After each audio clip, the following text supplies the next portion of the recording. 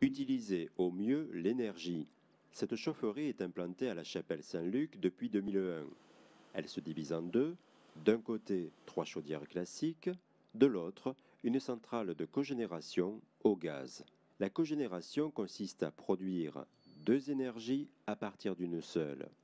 Ici, le gaz permet d'entraîner un moteur pour produire de l'électricité et la chaleur dégagée alimente le réseau de chauffage d'une partie de la ville. Alors le gaz arrive ici à une pression de 20 bars, ça rentre à l'intérieur de la turbine qui produit de l'électricité et les gaz d'échappement servent à produire la chaleur. L'électricité est au dos de la turbine, elle est produite directement sur le réseau EDF et la chaleur est à l'autre bout du bâtiment et ça part en réseau dans tous les bâtiments de la ZUP. Cette solution présente 3 avantages.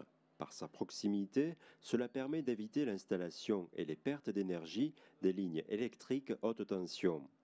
Le rendement des centrales classiques nucléaires ou au fioul ne dépasse pas 40%.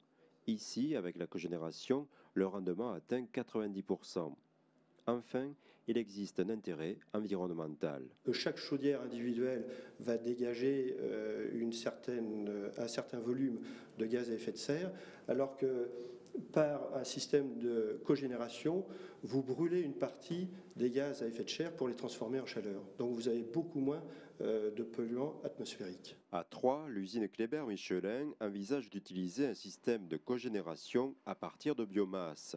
Le gaz serait remplacé par de la paille. Une chaudière qui va brûler de la paille, donc, qui va venir des agriculteurs au bois principalement.